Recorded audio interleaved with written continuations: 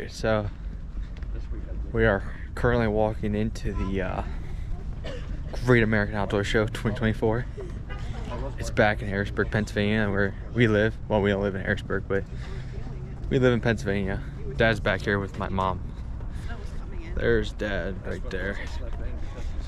And I don't know what we're gonna film this year. We got a list of stuff. Everybody's looking at me. It's a great time to be alive. But there's the outdoor show. It's in this big building. So yeah, Pennsylvania Farm Show Complex. So we're gonna go in here, see what we can come up with, see if we can stir some trouble up, and yeah, we're gonna have a great time. Yeah, well, the difference, I tell guys is, ethically, you don't want to just have a scope because you're pointing a loaded weapon at things. So I try to tell guys, you know, the most important thing is start off with the damn standard, because you can still use a damn red light and not dark locks in like that. This is a true 3-power. So the first version was only a 2-power scope, which doesn't give you a lot of magnification. It's like more like a scanner. Yeah. Where this is actually, you're gonna get, and it's got a nice little light to let you know it's on too. They made the button layout a little nicer. You got more controls for the image, the brightness. It's got a new lens cap that has like a spring-loaded. And that's got a pretty big optic to see. I mean, this is going to impress you. And I got picture-in-picture mode on here right now, just to show guys. So like, the upper screen will be zoomed in at 4x, while the main screen. Oh, I'm sorry. Which one? Okay, thank you. Where's my card? That's the most important thing. I know you'll be buying something out here. Thank you. And this videos too? It will do it all, man. It will even Bluetooth to multiple devices at once. Really? All right. And this is a So one. he could sit in the truck and look what you're seeing on his phone. That's how we do deer kills. I pull it up on the GoPro and I send him a video. And I'm like, here, what do you think?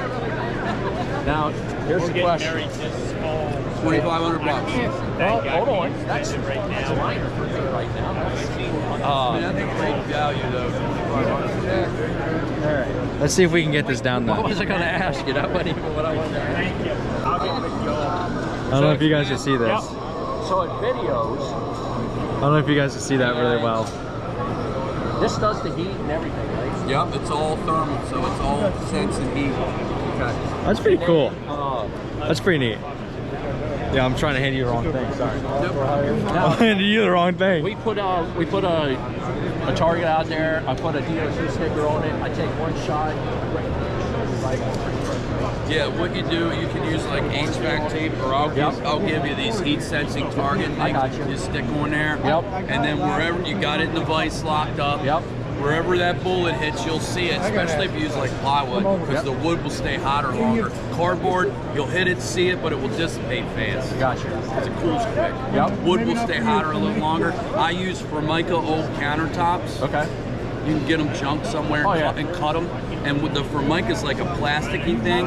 Whatever reason, the heat stays really hot, so you get this long heat signature forever. So when I check my zeros, I go out, shoot one shot to the center of that Formica panel, and it will glow. And I shoot the second one right at that same bullet hole. And if they're right there, I know my scope's good. Gotcha. So that's how you check it once you zero it. Exactly. So this is simple. You shoot it, you move it in the vise to where the bullet is, you click save, and it reorganizes it back to zero.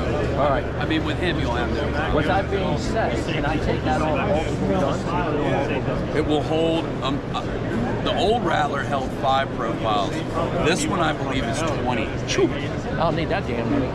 20 guns. You might do this. Maybe the same gun, you use different ammo. Yeah. So you're setting up an ammo profile, or maybe you got different ranges. You set profile 1 for your 100-yard, and then you move to 2 to like a 250-yard Hail Mary shot at a coyote. Yeah. Maybe that coyote's hung up at 300, and he ain't coming. And you figure, I'm getting ready to get out of here. I'm gonna switch. This is what I do. Switch it to your long one, and it just gives you a better chance at your Hail Mary shot. I got you. So, and you can, with this, you can change the, you see how the center was a different color? Yep. You can change that to green, black, white, all that. I think you have it red in that one. Yeah, I did.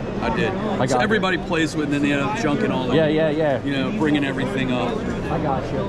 But bang for your $384. This is brand new product, and you're gonna have 2 batteries, so you get like 20 hours right out of the box with 2 batteries, and you'll never hunt longer than that. You know what I mean? Without recharging. And then if you want to go scanner-wise, you don't have any of them here other than that.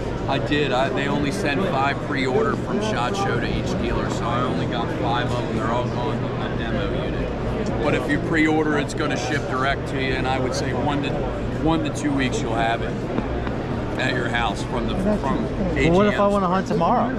Well, you're going to be doing it the old way. And then, but honestly, your kill rates will go through the roof if you don't have any.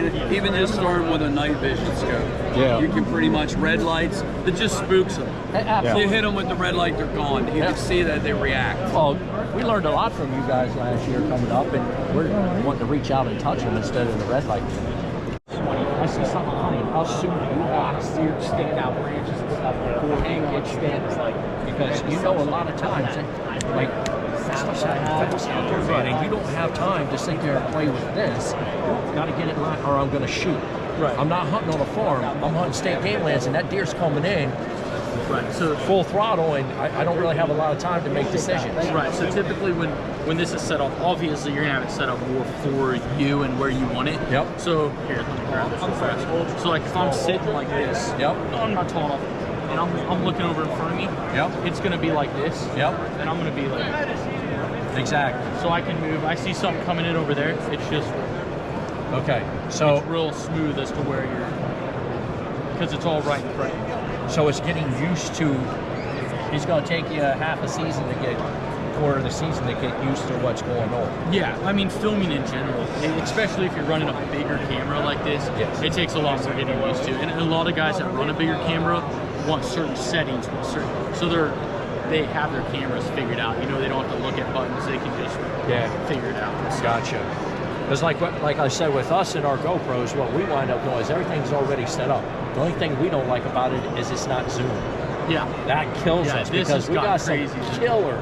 We got killer footage on our website that we do, and we just. I mean, there's sometimes unless you're on a TV screen or say your computer monitor, you can't see what we're seeing. Right. Because most people want to do it from their phones. Yeah. And see, like all of our stuff, we film our own. So like.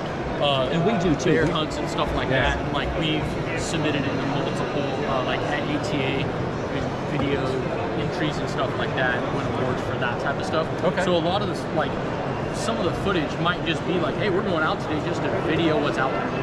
So like, I mean, you're just sitting here and all you're doing is video. And you got your screen, just like flipped out, and you're just sitting like this and just videoing while you're up in your stand.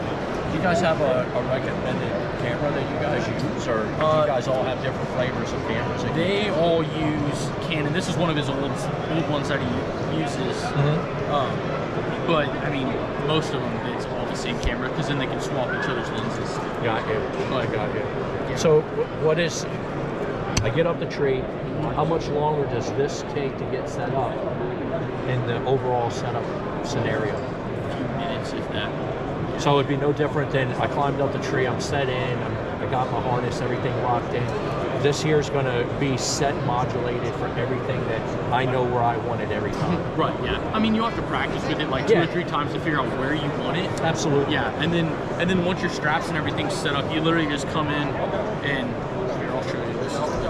How collapsible is it too? Because that's what I want to know what versatility it has. So this is, the nice thing about this is most camera arms, when you fold it all up, you can't keep your fluid head on there. Okay. So this one, pull that pin out, this folds up. Oh, it's self-contained. Yeah. Oh, I like that. Oh, that is really nice. And then you Fluid can head just... folds in, and it goes in the water bottle pouch of your backpack. Awesome. Dude, Yeah, I like and that. then it's got adjustability here, so if you're on a tree that's like this, Yep. you can push this black leg out, and it'll hit, and then you can just adjust your threads, and then you lock it in with the cam lock, and it's good, solid. And this is all you guys sell? No, you guys have a website? Yeah, all of our tree stands and climbing sticks and backpack straps, full bundles of everything. So, Do you guys have a card for your website? Can we pull this back out? Yeah, you see. Take that son from me. yeah, so once you get it, you have to line it up with this angle, and then it just flips. Oh, it flips out. It doesn't. Okay. Yeah, so then you just pin it in place, and you're good to go. Dude, that's pretty gnarly.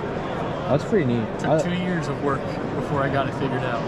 That's neat. I like that. So you designed this? Yeah, this and like stands and yeah. So it's me and the other engineer are the two engineers. Where'd you go to school? Fort Hays, middle of Kansas. Where'd you go for engineering? Fort Hays, middle of Kansas. Same place? Same school. Born and raised in there. Okay. Yep. I do like that. Yeah, it makes everything super quick. Because then the problem with other ones is you're sitting there fiddling with a little bolt trying to get your fluid head and your camera on there. Yeah, no doubt. Versus it just unfolds and it's done. And it's also really nice because when you're trying to put it on the tree, with all that weight moved towards the tree, you just kind of pinch it between your arms, and then you absolutely work it. Once you get it all put in, you might have to like press down and tighten this depending on what you want, and then it just unfolds and you're done. You're ready to go. Dude, I dig it, man. I'm serious. I dig it. So, That's impressive. And I mean, that's a heavy camera, and it's held 30 some inches off the tree. So yeah, I really I'm impressed, man. Seriously. yeah, the whole camera arm weighs 1.75 pounds. Because I was going to ask you what's it weigh. Yeah, 1.75, and it's recommended to hold up to a 6-pound camera. Got you. Dude, that is so cool. Yeah, That is so cool. This one, you want that to the roof of your mouth as the air is flowing over top. That cut reed is what's giving your vibrations. Exactly. So you start getting a...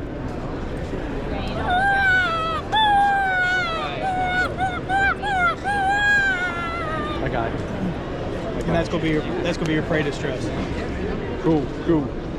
But any questions, let me know. I'm working. We want to thank you guys for watching. Remember to like and subscribe. And don't forget to keep your eyes peeled. We'll see you guys on the next one.